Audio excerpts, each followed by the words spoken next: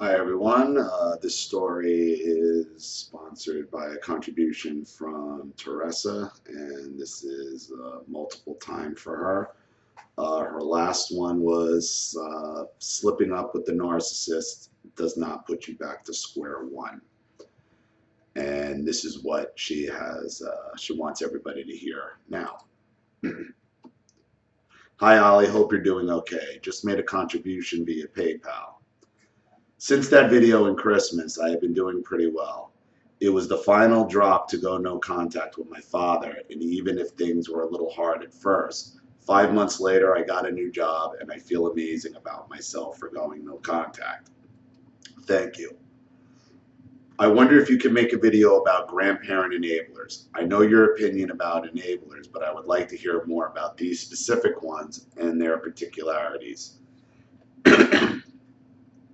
I have long thought about breaking contact with my enabling grandparents. I actually just did, sort of. But I still have this weight of my conscience. They are old, dying, etc. Age and death do not absolve the narcissist or their enablers. I've said that a million times. They cared for me, and now I'm ignoring their existence. Although I feel so much better without their presence in my life, a part of me still feels like I'm a horrible person because of that. So here's the deal. My mother's mother has a very weak personality.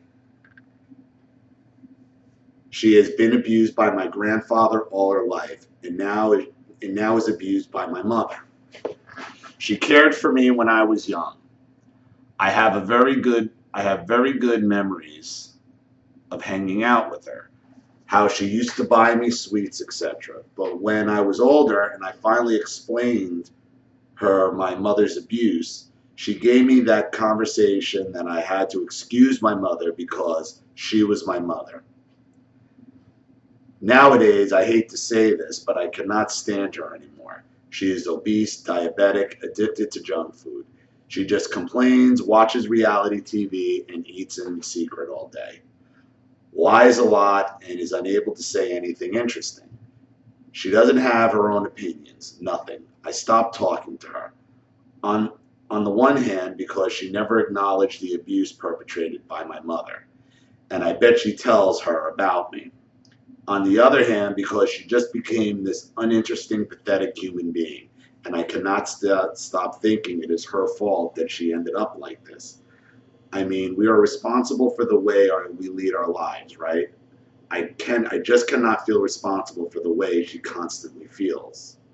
Then you're not responsible. I mean, she's responsible for her own actions. And if I remember, your grandfather was fairly abusive, and excusing your mother's abuse, if that's your mother, is the wrong thing. It's the wrong thing to do, and it shouldn't happen. And this is guilt over the guilt. It's what you're feeling is, again, the guilt over the guilt you don't feel. You feel bad that you don't feel bad. You feel like you should feel worse than you do, but you don't, based on the abuse you suffered, okay? Whether your grandmother's a narcissist or an enabler, personally, I think she's pretty much a covert type of narcissist. Because remember, we sometimes confuse, very easy to confuse an enabler for a covert narcissist. Because the enabler usually likes to try to play the victim as well, but really they're the ones pulling the strings. So I would wonder what the actual dynamic was between your grandmother and your grandfather. A 5-minute conversation with her on the phone, one a week, would completely ruin my day. It made me oh so very depressed. My father's mother has Alzheimer's and basically should be in a home. But my grandfather doesn't take the decision to do that, and instead just puts up with her all day and then complains to me. Also, they lost a bunch of money with the crisis some years ago and never fully recovered from it. So whenever I used to visit, the conversations would consist on that, complaining about money, health, and the world in general. Talking about how they wanted to commit suicide but couldn't, how the world was full of burglars and murderers, and how many other bad things. And woe is me. And woe is me. And that's the woe is me style of narcissism as well. How nothing is their fault. Everything is somebody else's fault, but they want the money from you. And they want you to subsidize their bad decisions. I used to get so depressed whenever I visited them that I felt like I was drinking either during or immediately after interacting with them. Same with my grandmother on my mother's side. One glass of white wine during lunch would make things a lot smoother. I would make them drink too, so they would stop complaining. You just need something to take the edge off. But do you see how much anxiety you're taking on just dealing with these people who you have to drink and you're crying and they're stressing you over their constant bickering and complaining and nitpicking? Okay, why would you feel guilty about cutting any of these people out of your life? Why? It doesn't make rational sense. You have nothing to feel guilty about. I recently told my grandparents that I was thinking about going no contact with my father. I didn't tell them about the sexual abuse yet, but I told them how he would enable my mother, who used to beat me and call me names, how he would humiliate me, constantly criticize me, belittle me, and encourage my brother to make fun of me. The answer was that all families have problems and everybody makes mistakes. Sexual abuse is just not a mistake, huh? When I told them that this was more than just common mistakes, he started crying. I wonder if there are any actual tears. I still don't know if this was because he was genuinely sad or he wanted to manipulate me. He was manipulating you. I've never seen my grandfather cry, and I was very disturbed. So shortly afterwards, I told him I had to take a break from them too. The reasons being they never acknowledged or defended me from my parents' abuse. They are so constantly depressed that they make me depressed too. I cannot afford this since I came out of a really serious depression myself, and I live alone in a foreign country trying to rebuild my life, so I need mental stability. And finally, every time I talk to them, I feel like I am in a courthouse having to explain my professional path and goals over and over again. Their favorite question is, so what are you planning to do with your professional life now? They always judge the fact that eventually I had to waitress for money. They never had any interest in my personal or professional happiness and make me feel like I wasn't good enough for not being a scientist or an architect like my cousins. You're never going to be good enough. You're never going to be good enough to the narcissist, and they will use any type of setback against you. You know this.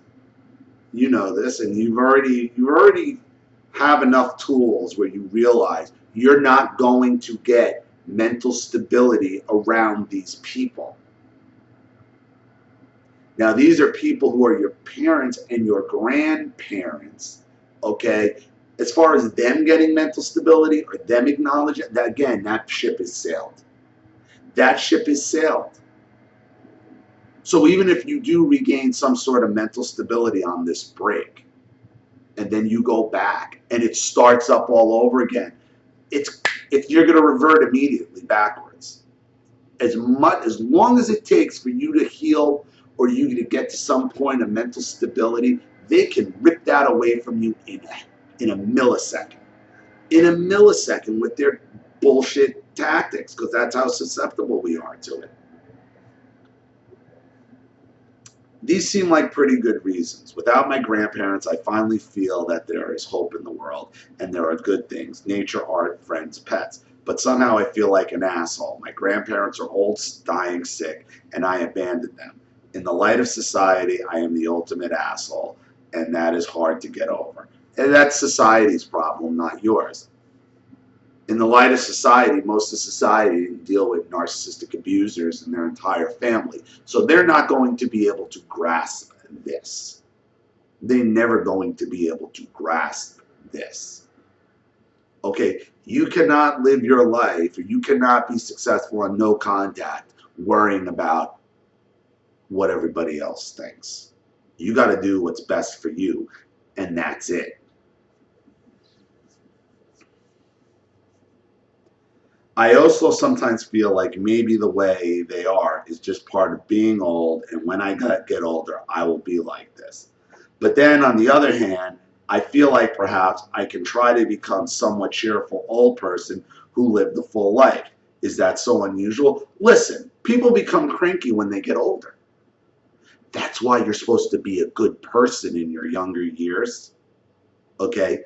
So people would want to take care of you later on. You made your bed, now you lie in it. Okay? It's their bad behavior in prior years that led you to make these decisions. Okay? Because if they weren't good to you before, you're going to be less likely to want to take care of them later when they do start losing a bit of their faculties. And people are like, ah, she's old, she's cranky, this or that. No, they've built up no type of equity, no type of love equity. Again, you said you're not necessarily you're upset about leaving them. You're more upset of, the perception of leaving them, or the not feeling. You feel bad over not really feeling bad. That's the difference, and that's not on you. That's on them, because they really gave you no good reason to feel bad about it. If they were good people and you did this, yeah, then you should feel bad, but they're not. It seems also that not a lot of people speak about this because the elderly are so sacred. Any lights on these kind of enablers? Well, yeah, the elderly are always sacred, but the elderly then become children again. So, but elderly narcissists or elderly enablers, or just the elderly in general, can friggin' drain you. They will drain you with their nonsense. You're stuck in an entire narcissistic family dynamic. So trying to break down each and every narcissist once they're identified, I don't know how healthy that is. Okay, because my fear for you is that you're still trying to somehow figure out a way to keep some sort of relationship with some of these people, and I'm telling you, you can't. You can't, because this pattern will just keep repeating itself over and over and over again. Over and over and over and over again. And I guarantee you, when your narcissistic grandparents, one or both of them, finally go, okay, somehow the rest of your family, your mother, your narcissistic father, will then figure out ways to blame that on you for not being good enough, or you caused it, or you depressed them, or whatever. What I am telling you here is to stay you're no contact on this break. Stay no contact. There is no reason to go back. You obviously function much better and much more healthy on your own without these people in your life. Continue to do so. You owe them nothing. Thank you for your story, and thank you for your support to the channel. Thank you everybody else for watching. Please leave any advice or comments in the section below. Again, if you want your own video made, you know what to do with the PayPal link in the description box below. I'll get it right out to you. This is Ali Matthews. Thanks again for watching. I'll see you all again soon.